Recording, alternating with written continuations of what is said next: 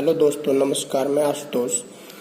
देखिए, embedded system का ये सेकंड यूनिट का सेकंड क्लास है। ठीक, तो आज मैंने कल आपको बताया था कि इसकी एक्सप्लोरिंग कैसे होती है, एम्बेडेड सिस्टम की यानी हार्डवेयर फंडामेंटल में एक्सप्लोरिंग कैसे हुई हार्डवेयर पार्ट की। फिर से हमने आपको बताया था कि माइक्रो प्रोसेसर और माइक्रो कंट्रोलर बेस्ड मैंने आपको समझा दिया था कि इस माइक्रो कंट्रोलर या माइक्रो प्रोसेसर बेस्ड ही बनाया जाता है। पर मैंने आपसे बताया था कि माइक्रो प्रोसेसर और माइक्रो कंट्रोलर के बारे में अगले टॉपिक में बताऊंगा। तो ठीक है, हम इसके बारे में डिस्कस अभी करेंगे, लेकिन सबसे पहले हार्डवेयर फंडामेंटल में हम देखते हैं पीएलडी यानी प्रोग्रामेबल लॉजिक डिवाइस की क्या। प्रोग्रामेबल लॉजिक डिवाइस, देखिए प्रोग्रामेबल लॉजिक डिवाइस होता क्या है। ये एक आईसी होती है यानी कि इंटीग्रेटेड चिप होती है, और इसका एक छोटा सा रूप होता है प्रोग्रामेबल लॉजिक एरे, जिसे हम कहते हैं क्या कहते हैं प्रोग्रामेबल लॉजिक एरे। ये क्या होता है, इसका एक छोटा सा रूप होता है।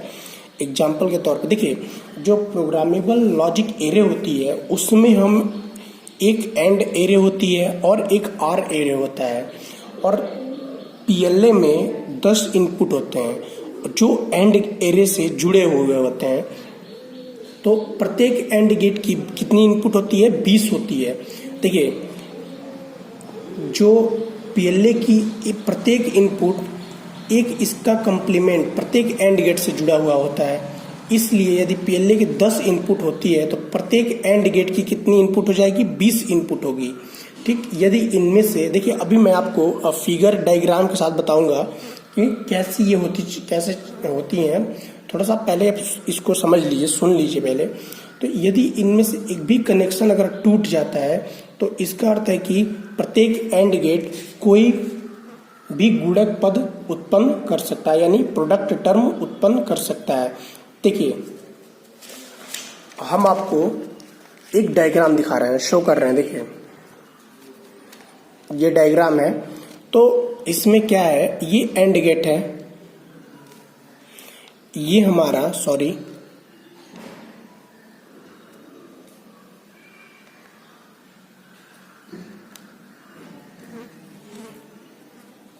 ये क्या है आपका, देखिए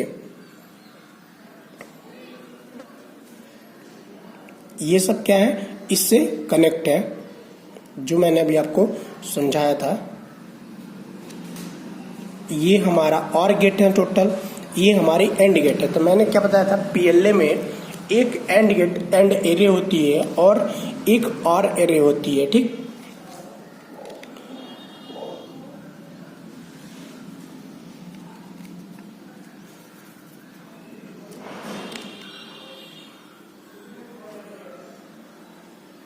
देखिए ये इसकी ब्लॉक डायग्राम है, किसकी, पीएलए आईसी की। कि पीएलए जो होती है, जो पीएलडी की आर्किटेक्चर है ये, यानी कि ये इंटरनल कैसे बनता है, कैसे इसकी आर्किटेक्ट करते हैं, डिजाइन करते हैं। तो ये थोड़ा समझने वाली चीज है।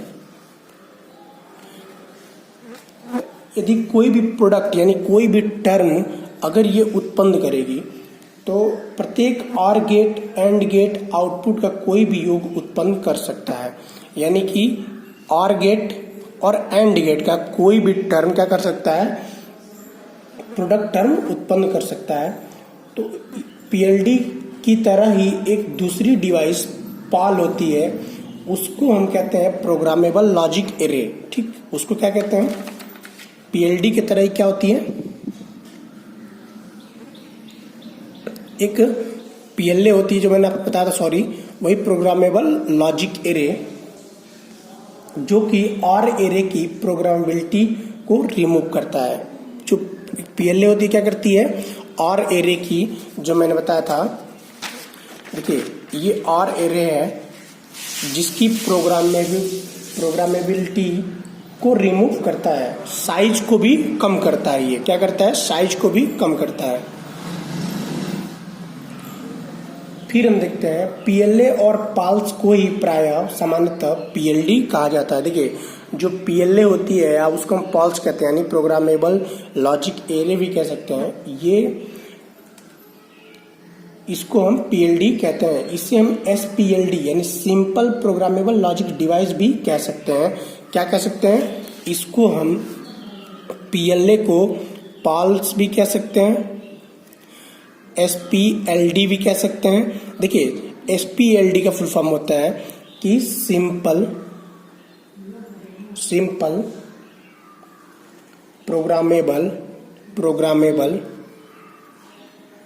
Programmable logic device. तो देखिए, समय के साथ साथ आईसी की क्षमता को बढ़ाने की आवश्यकता हुई। जैसे तो मतलब जनरेशन चेंज हुई, तो पहले कितनी बड़ी आप देखते थे कि जो डिवाइसेज, मेमोरी डिवाइसेज आती थी वो काफ़ी बड़ी होती थी। उनकी शेप और साइज बहुत ही बड़ा होता था। पर जैसे जैसे इलेक्ट्रॉनिक्स फील्ड में इंक्रीमेंट हुए, जैसे जैसे इम्प्लीमेंट किया गया नई डिवाइसेस का, तो उसमें क्या किया गया? आईसी की क्षमता को बढ़ाया गया। जैसे पहले हम पहले एमबी में यूज करते थे, फिर जीबी में। पहले 2 जीबी का अगर हम चिप खरीदते थे तो उसके लिए हमें काफ़ी कॉस्टली पड़ता था। पर आज हमारे मोबाइल में ही इनबिल्ड यानी कि 32, 64, 128 जीबी तक की मेमोरी इनबिल्ड रहती है। और पहले हम खरीदते थे 200, 250, 300 रुपये तक का, तो केवल 2 जीबी ही मिलता था। और मोबाइल भी का डिवाइस जो थी वो काफ़ी महंगा होती थी। ठीक, तो थोड़ा सा और देखिए, इसमें आगे और समझते हैं। सॉरी, देखिए, तो एसपीएलडी इसे आईसी में इनपुट पिन्स बढ़ाकर तथा एंड एरे इनपुट्स पर कनेक्शन बढ़ाकर आसानी से नहीं बढ़ाया जा सकता। यानी कि जो एंड एरे होती है, इस पे इनपुट पिन्स को बढ़ा के आसानी से इसकी जो स्टोरेज मेमोरी होती है, यानी स्टोरेज जो क्षमता होती है, उसको हम क्या कर सकते हैं? नहीं बढ़ा सकते हैं। इसकी क्षमता को बढ़ाने के लिए कई सारे पीएलडी एक ही चिप पर ऐड किए जाते हैं। देखिए, एक आपका पीएलडी ये है, ठीक है। इसकी स्टोरेज क्षमता को बढ़ाने के लिए हम क्या करते हैं? एक ही चिप पर कई सारे पीएलडी ऐड किए जाते हैं। देखिए, आपको दिख भी रहा होगा ये कि 2 पीएलडी एक ही चिप पे। इसकी देखिए डिजाइनिंग है, ये इसका आर्किटेक्चर हम कैसे बनाते हैं इसके बारे में डिस्कस करते हैं, पीएलडी के बारे में। तो देखिए,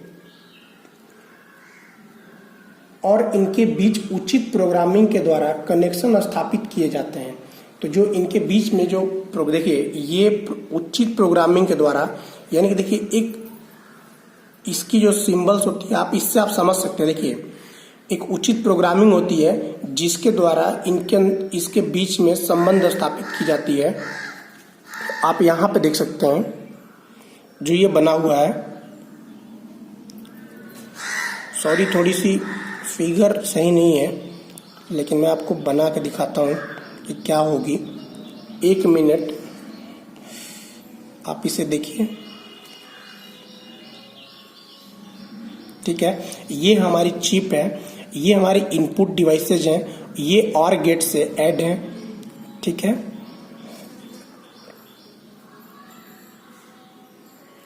और कितनी, एक पीएलए में कितनी इनपुट होती है? 10 इनपुटें होती हैं। ये तो मैंने आपको समझा ही दिया। देखिए, तो क्या करते हैं? देखिए, तो प्रोग्राम की हम क्या करते हैं? कनेक्शन कराते हैं अलग सॉफ्टवेयर के माध्यम से। इसको देखिए, ये होता है हमारा डी,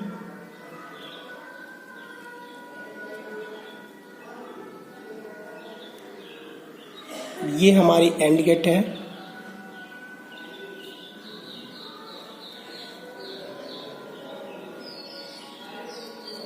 ठीक है। तो थोड़ा समझिए इसको कि परिणाम स्वरूप एक और उचित प्रोग्रामिंग के द्वारा हम कनेक्शन स्थापित किए जाते हैं। परिणाम स्वरूप यानी कि जो इसका रिजल्टेंट हमें एक जटिल आर्किटेक्चर प्राप्त होता है, जो आपके सामने है और दिख भी रहा है। एक जटिल आर्किटेक्चर ही है, ये देखिए, एक जटिल आर्किटेक्चर प्राप्त होता है।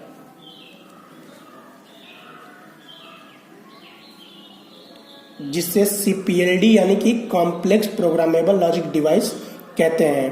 तो देखिए सीपीएलडी में सीक्वेंशियल सर्किट का इम्प्लीमेंटेशन इनेबल करने के लिए लैच का प्रयोग किया जाता है। तो देखिए ये लैच होता है,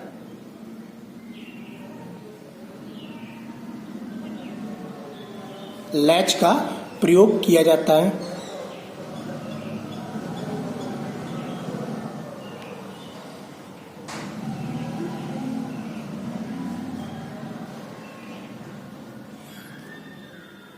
ठीक,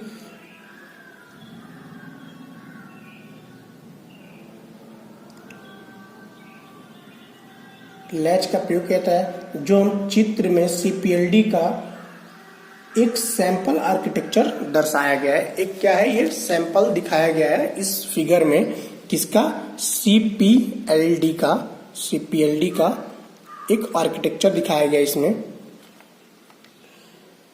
ऊपरी हिस्सा, आधा हिस्सा एक ऐसा एसपीएलडी है। देखिए जो मैंने अभी आपसे बताया था, जो ऊपर का ये आधा हिस्सा है वो ऐसा एसपीएलडी है।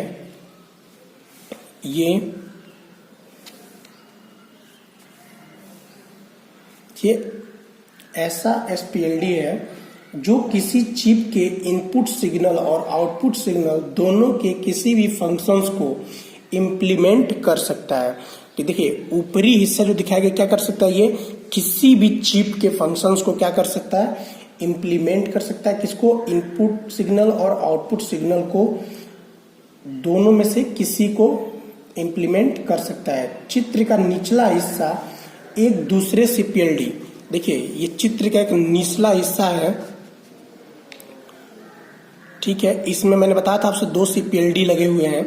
तो देखिए हम किस लिए 2 सीपीएलडी का यूज करते हैं, मेमोरी की क्षमता को बढ़ाने के लिए। हम उसमें क्या करते हैं, एक प्रोग्राम की सहायता से ऐड करते हैं, अलग एक ही चिप के अंदर अलग अलग सीपीएलडी को ऐड कर देते हैं, जिससे मेमोरी क्षमता बढ़ जाती है।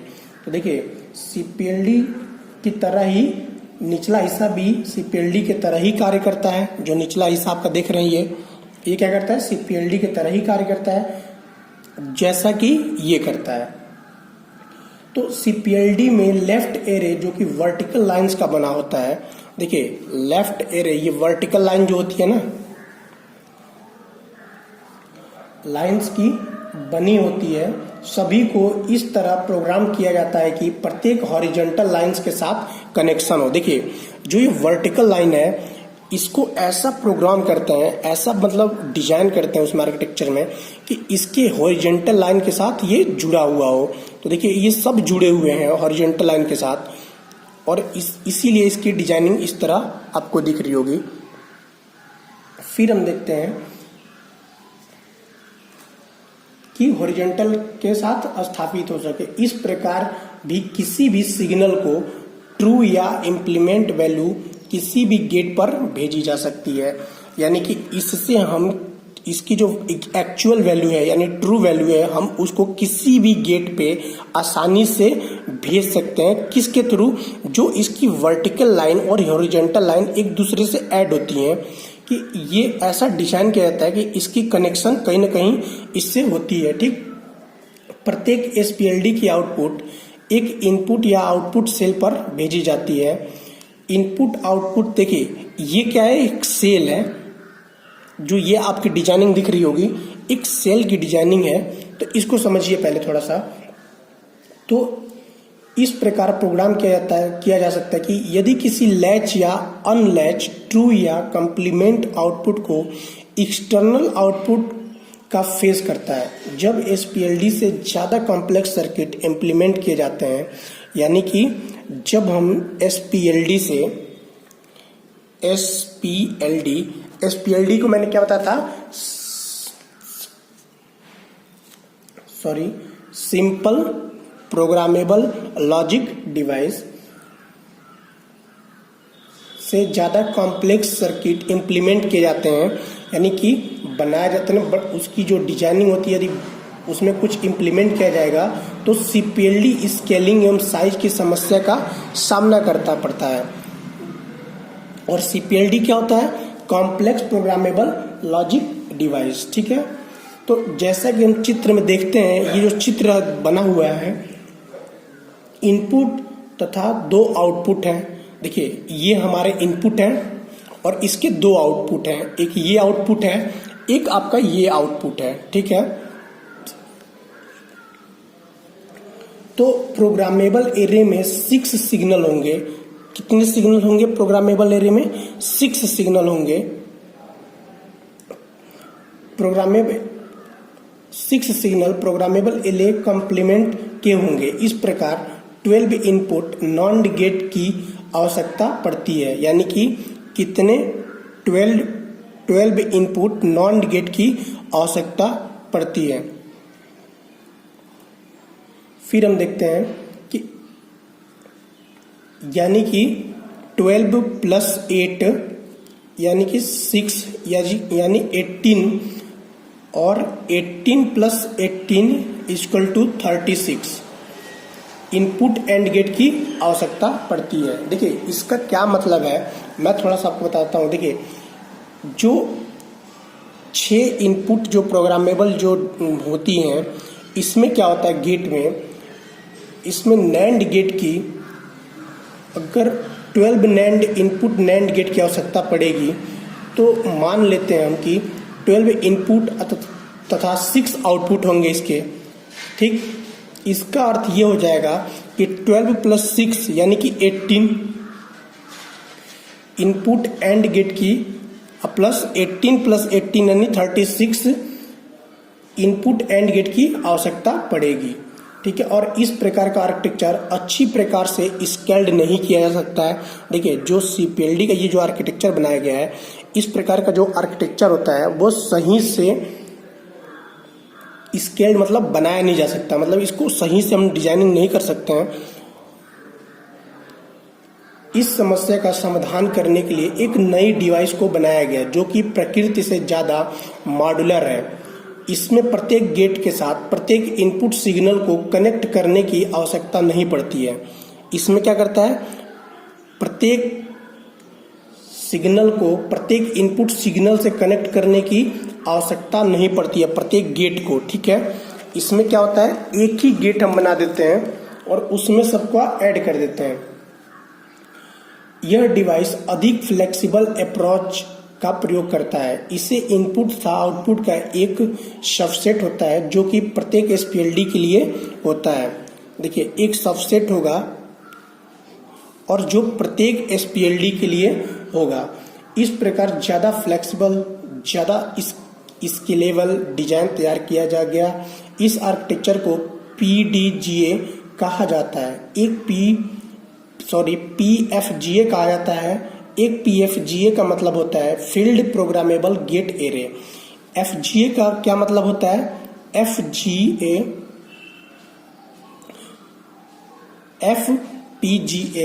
इसको हम कहते हैं फील्ड प्रोग्रामेबल गेट एरे। एक FGA field programmable gate array कुछ प्रोग्रामेबल लॉजिक ब्लॉक्स से मिलकर बना लेते हैं। देखिए जो आपकी डिजाइनिंग यहाँ पे दिखी हुई है, ये दिख रही है ना आपकी, तो क्या करते हैं, मिलकर बना लेते हैं जो कि प्रोग्रामेबली इंटरकनेक्ट रहते हैं। ये क्या होते हैं, प्रोग्रामेबल के थ्रू यानी प्रोग्राम के थ्रू इंटरकनेक्ट होते हैं। तो देखिए जैसे हम PLD क्या है, एक चिप है और इसकी आर्किटेक्चर देखिए बहुत ही डिफिकल्ट है बनाना, वो तो आपके सामने दिख रहा है। तो इसमें क्या करते हैं, एक सिंपल प्रोग्राम बनाते हैं और उसमें क्या करते हैं कि इनपुट को ऐड कर देते हैं। तो हम इस CPLD के बारे में यानी कि PLD के बारे में भी हम अच्छे तरीके से जान लिए कि चीज़ें क्या क्या होती है। और फिर हम आपको अब आगे सिंकिंग एंड सोर्सिंग के बारे में बताएंगे कि सिंकिंग एंड सोर्सिंग क्या होती है। तो आप उम्मीद करता हूँ समझ गए होंगे। अगर आपको नहीं समझ में आई होगी बिल्कुल भी ये, तो आप मुझे कमेंट बॉक्स में बताएंगे कि हमें नहीं समझ में आया, तो फिर मैं हम दोबारा इस चीज़ को ड्रा करके बता देंगे, ठीक है।